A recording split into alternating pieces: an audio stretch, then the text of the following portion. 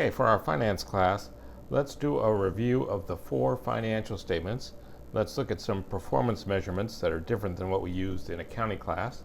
Let's talk about cash flow, and let's talk about some of the changes to taxes for corporation that were enacted recently.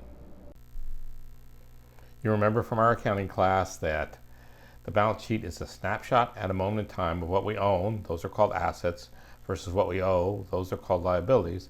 And the difference between what we own and what we owe is our equity. And in a corporation, that's called shareholders or stockholders' equity.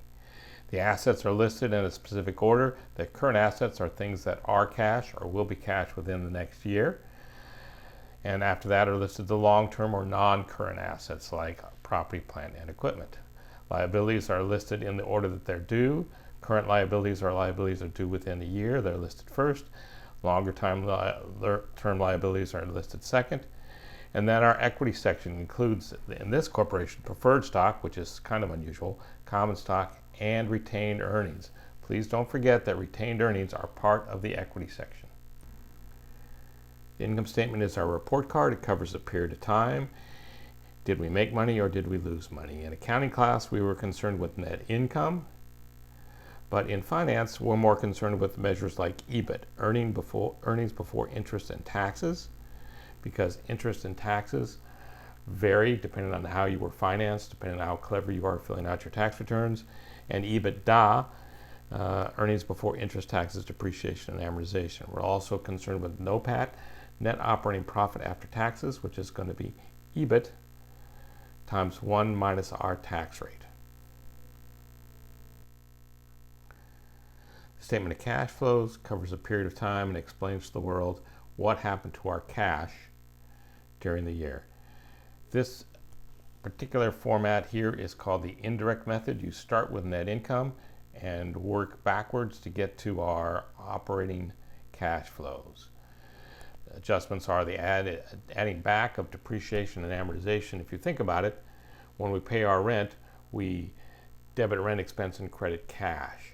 But depreciation expense is recorded debit depreciation expense, credit accumulated depreciation. It's a non-cash expense. We also have to look at changes in working capital requirements. So if our accounts receivable went up, that means more customers owe us cash, which means we have less cash. So after we make our adjustments, this company may have had $255 million of net income, but the cash from operating activities is only $163 million. It also covers investing and financing activities. Olive is funny. That's the way we break them down. And at the bottom, we reconcile our change in cash with our cash balance at the end of the current year. And finally, the fourth statement is the statement of shareholders' equity. This shows the changes. It may be as simple as plus net income minus dividends, or there may be property dividends. There may be the issuance and repurchase of stock. That's called treasury stock when we buy it back. But this reconciles our equity balance at the beginning of the year with our equity balance at the end of the year.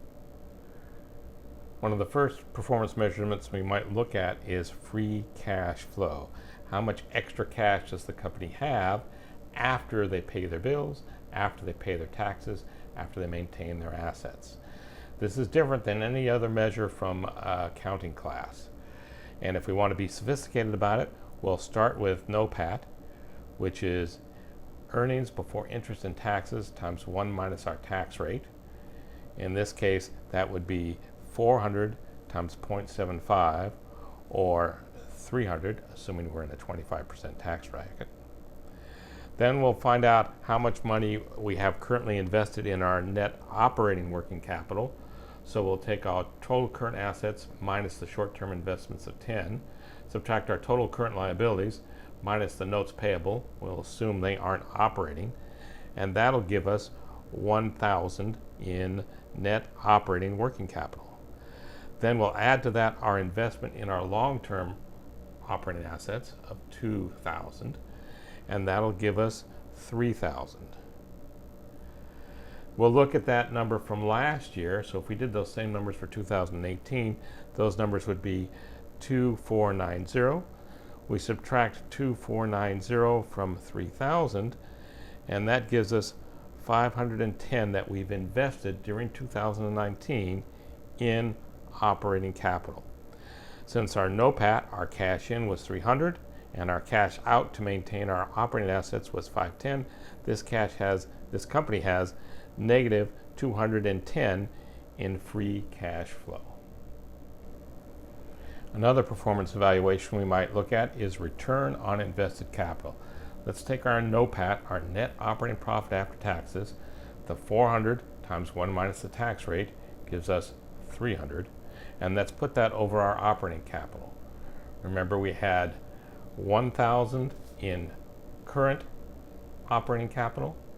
Now let's add the 2,000 of long-term operating capital to give us 3,000 in the denominator. So our return on invested capital is 10%. Is that good or is that bad? We'll have to look at what it was last year. We'll have to look at what the industry is doing to see if that's a good or a bad number. Next, we might look at operating profitability ratio. Let's take our NOPAT, which was 300, that's the 400 times 1 minus the tax rate of 0.25, and let's put that over our sales. How profitable are we on our sales? So we'll take that 300, put it over 5,000, and that's 6%. Is that good or is that bad? Let's look at last year, let's look at the industry, and we can tell then if that's a good number or a bad number. Next, we might look at our capital requirement ratio. How much net operating capital do we have to generate $1 of sales? And so we'll take our net operating capital, both current and long-term. That's the 1,000 of current and the 2,000 of long-term. Put that in the numerator and put our sales in the denominator. So that'll give us 3,000 over 5,000 or 60%. Is that good or is that bad? Let's look at last year's number. Let's compare them to the industry, and then we'll have a better idea of whether that's a good number or a bad number. Another metric we might look at is market value added. We might look at our total market value of our stock out there in the marketplace and subtract from that the equity capital that was supplied by our shareholders. Let's say that this company had 60 million shares outstanding and it's currently trading at $31 a share. 60 million times 31 means that the market value of our equity is 1,844. If our equity has a book value of 2,240, that means that we have a minus 380 million. Is that good or is that bad? Well, it's probably not good, but we need to look at last year's number and look at the industry average to confirm that. One last measure we might look at is the economic value added. Let's take our net operating profit after taxes, NOPAT, and subtract from that what it costs us for our capital investment to support our operations. So we'll take our NOPAT, which we're familiar with, that's the EBIT of 400 times 1 minus our tax rate, 1 minus 0.25 is 75, gives us 300 in NOPAT. Then let's look at our investment in operating assets. That's 1,000 of short-term current stuff plus 2,000 of long-term stuff. That gives us 3,000.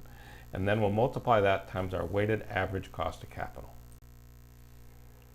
Weighted average cost of capital is what our money costs us on the right-hand side.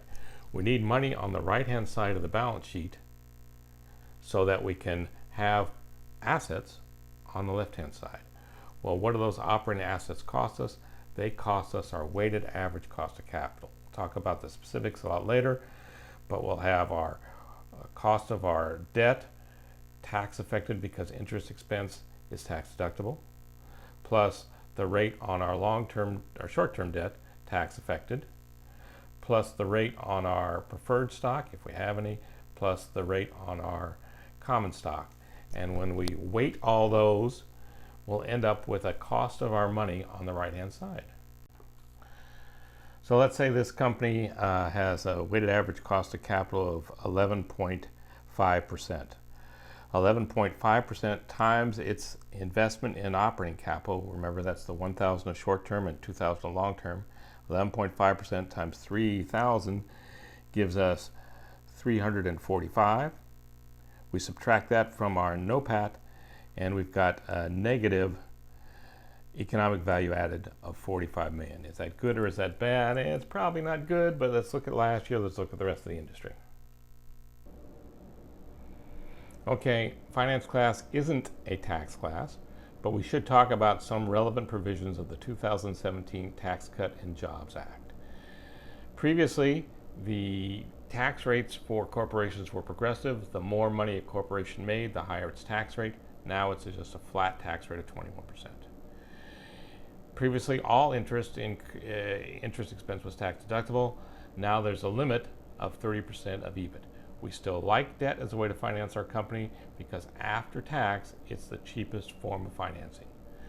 Losses can be carried forward indefinitely to reduce our income tax bill. In the past, you used to be able to carry them back a couple years. Can't do that anymore. 50% of dividends received by a corporation are taxed. The other 50% that they receive are not taxed. Corporations can't accumulate retained earnings just to avoid sending dividends to shareholders so that the shareholders don't have to pay taxes. So you can't accumulate retained earnings to help your shareholders avoid taxes. Corporations were keeping the thinking was corporations were keeping a lot of money overseas, and so Congress said, let's do this. We'll have a one-time tax on foreign income, but going forward, you won't be taxed anymore. Hopefully that will encourage corporations to repatriate, to bring the money back from overseas to the U.S. And finally, back in about 1978, something was instituted called the alternative minimum tax.